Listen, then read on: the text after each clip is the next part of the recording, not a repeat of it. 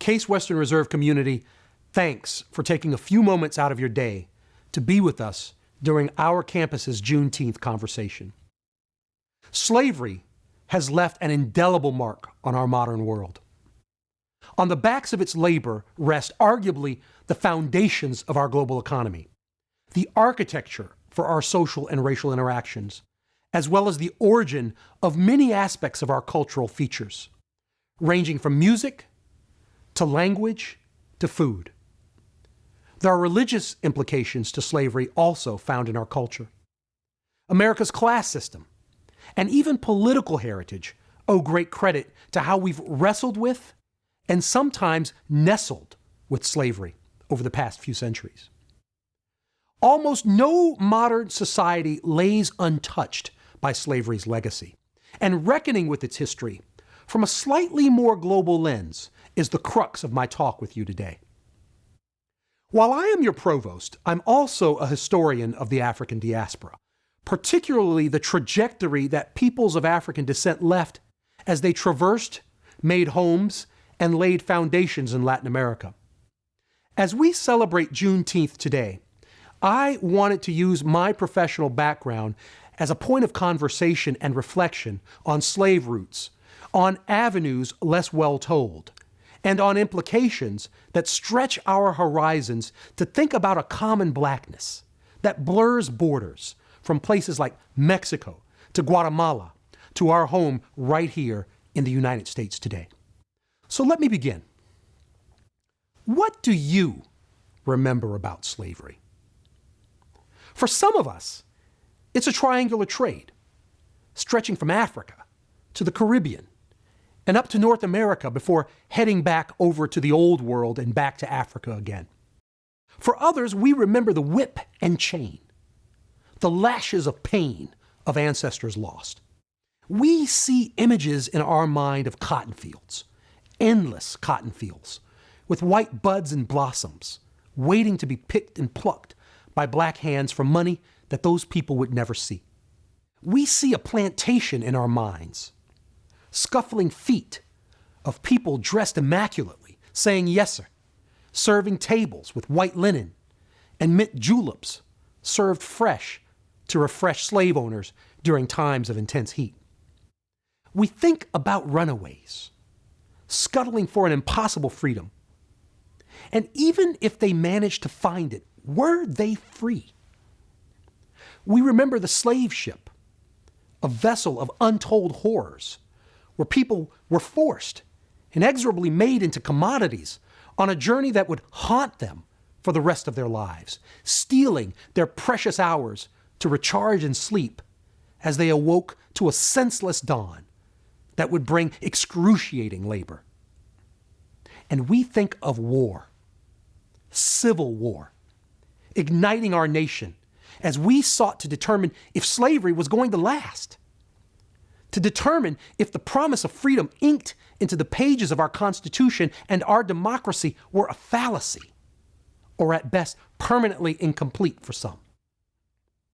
When we remember slavery, we remember this legacy. It is etched into our subconscious. The story we remember about slavery has its variations. It has its personal twists. And for a few, there are apologists.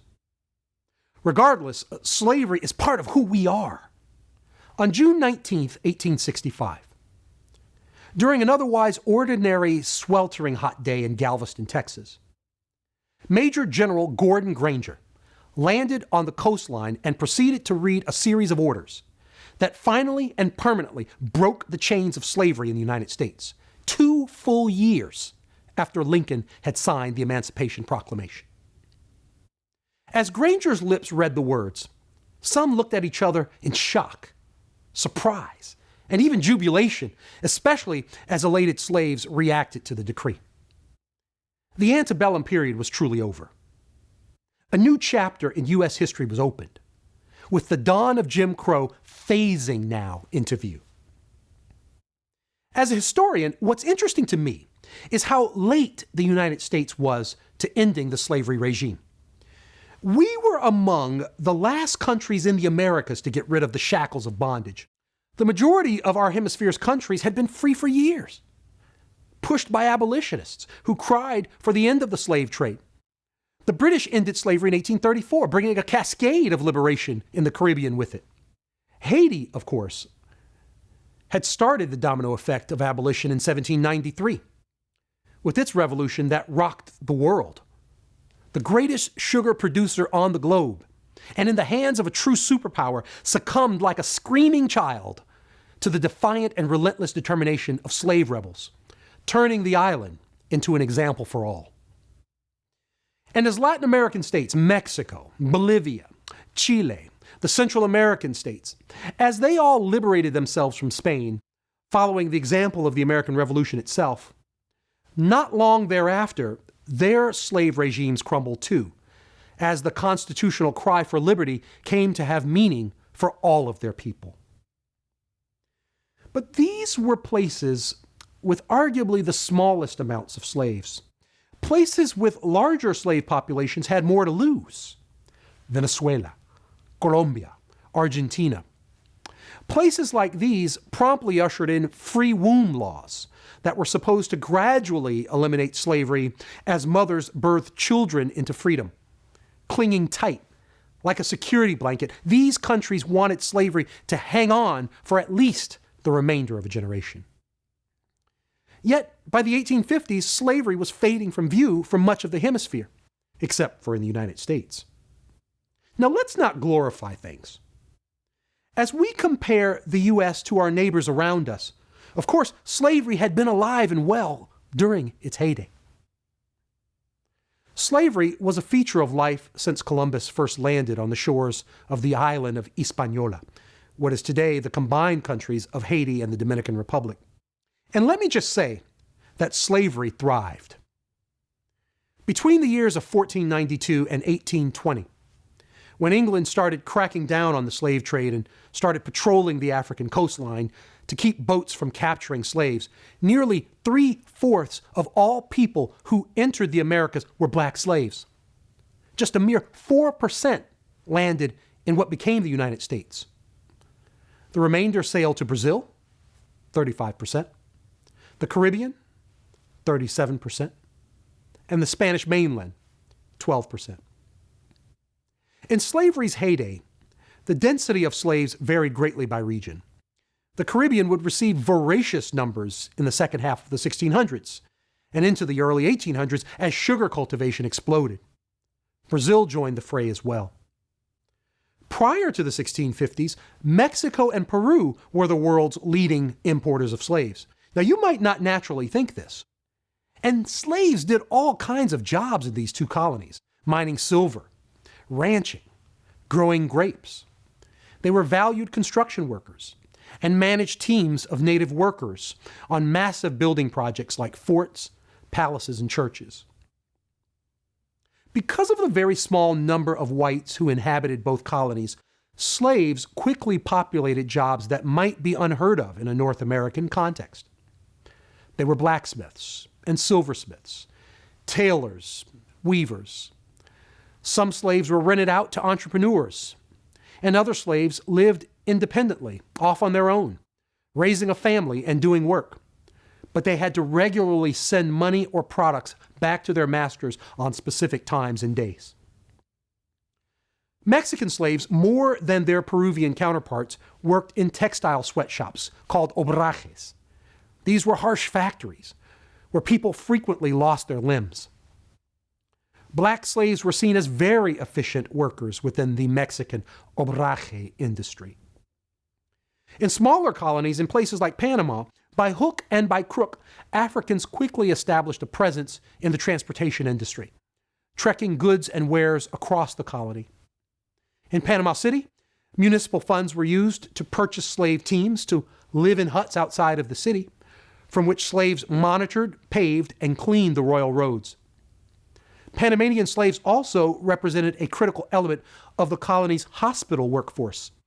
They worked in nearly every available staff position available in Panama City's hospital, short of becoming doctors and surgeons themselves.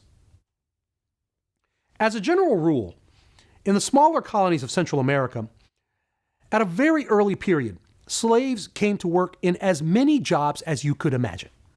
Gardeners, pearl divers, cattle rustlers, gold miners, loggers, sailors, clerks. Now, their numbers were not massive, but their roles in supplementing the white population was undeniable and large. Because of their location and remoteness, there were times when cash was hard to come by in colonial Latin America. This was often true in Costa Rica in the 1600s. When facing cash shortages, slaves became an important substitute, frequently transacted in business deals and used for dowries.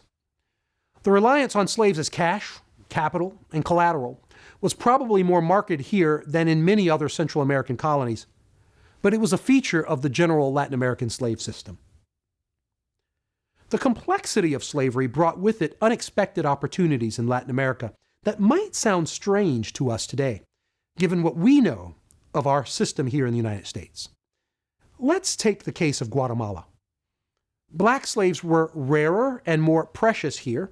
They were expensive, so they were used mainly for special jobs, sometimes working in the most profitable business enterprises. Ironically, slaves used this to their advantage. All throughout Guatemala, and in other places too, slaves, who were not often well supervised, stashed away goods for themselves, and they then turned these goods around to purchase their freedom. Slaves in Guatemala also found themselves supervising native labor to a great degree, rather than doing the brunt of the field work themselves. Guatemala's large Native American population also provided a robust pool of marriage partners for black men, who comprised the bulk of the colony's African slaves. Their marriages would produce children of mixed race who were coveted by colonial society. Slave men found these unions especially enticing because having a Native American partner, their children would be born into freedom, since in Spanish society, slave status followed that of the mother. Also, connections with Native American women gave these black men partial access to the world of the free, as well as influence in the world of native affairs. Of course, the Spanish authorities spurned this access and status, particularly in the Pacific Coast regions where blacks actually outnumbered whites and natives. The Spanish king feared that too much fraternizing between natives and blacks threatened the health and stability of the colony. The government decreed that blacks would be less of a problem if they had a municipality of their own that they could be confined to. It was in this way that the town of Gomera was founded in the early 17th century, a black haven that would persist in Guatemala for decades to come. It was one of many such black-only towns that came to populate the Spanish Empire in the 1600s and 1700s. Mexico, Cuba, Costa Rica all had towns run by blacks for blacks, many slave and many free. You might say that this was an interesting taste of freedom. Today, Juneteenth is about slavery and freedom. Some would argue you can't understand freedom without appreciating slavery, its legacy, and its brutal history. And to some extent, it's true. I want to close today with a final reflection, a meditation on freedom. For us in the United States, black history is indelibly tied to slavery. But that's not the whole story, especially when you look at our neighbors in Latin America, where by the end of the 1700s, there were hundreds of thousands of free blacks roaming around the Spanish colonies, some with staggering wealth. This freedom had deep origins. Beginning as early as the late 1490s and extending into the opening decades of the 16th century, small streams of blacks began landing on the shores of the Americas, primarily as adjuncts and auxiliaries to the Spanish missions of conquest and discovery. Many did not migrate directly from Africa, but had spent significant time being seasoned in Europe. Many were part of established black Spanish and Portuguese communities. By the early 1500s, cities such as Seville in Spain and Lisbon in Portugal, as well as hinterland areas, including the Spain's Rio Tinto region between Huelva and Malaga, were home to surprisingly robust black populations, a region I call the Black Zone. By the 1550s, as much as 10% of Lisbon's population was black. From examining works of literature and paintings, we are also aware that some blacks in Spain were occasionally able to achieve considerable reputations, including the scholar Juan Latino, who became a university professor and chair at the University of Granada in the 1500s, having been born a slave and having accompanied his master to class, where he learned Latin through taking notes for his, let's say, less than academically capable owner. In the 1490s, most blacks coming to the New World were likely to have been free, accompanying the missions of discovery, with many being armed. From 1502 to 1510, the pace of black migration increased as Spanish settlement grew stronger, as blacks now were coming in by the hundreds. Not just explorers anymore. Blacks came in new capacities as merchants, agents, supervisors of Indian mining and labor gangs, and as personal servants who themselves occupied a laundry list of professions.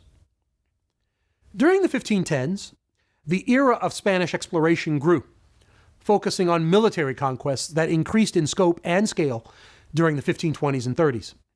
Scholars writing about blacks during this period consider them to have been virtually indispensable. Beginning with Mexico in 1519 and then moving to Peru in the 1530s, black freedmen and slaves participated in conquering both places, numbering several thousand individuals. On the military front, Juan Valiente was a heroic figure in the conquest of Chile. Some of these black conquistadors received great benefits for their services, including gold and land in amounts that were typically reserved for elite Spaniards and noblemen. In Mexico, black conquistadors were also routinely used as translators. Perhaps the best known of these was Estebanico, known in the United States as Black Stephen. Speaking 7 languages, he helped explore significant portions of what is today the southwestern part of the United States. Unfortunately, for the vast majority of the black conquistadors, whatever wealth and status they had been able to acquire in those early days of the Spanish conquest was quickly lost, as white Spaniards fought vigorously to seize their land and material riches. Even those who had been able to pass some of their earnings on to their children, as did Juan Garrido, one of the better documented black conquistadors of Mexico, by 1619, these individuals and their families had largely faded from the historical record. Regardless, their role and prominence in founding the New World is undeniable and worthy of remembrance. Remembrance. Juneteenth is about remembrance. Arguably, never has remembering the legacy of blackness been more important than now, given all that's happening in our world. As we remember our past and our freedom, I urge us to think holistically, to understand the footprints of blackness that is larger than you might imagine, more complex than you might imagine, more meaningful than you might imagine, for forging fundamental connections. Out of the terror of slavery, we can and we will build anew. We can build a better society, a better world, one that knows the deep value of freedom because of how it was built on the foundations and on the heavy anchors of slavery.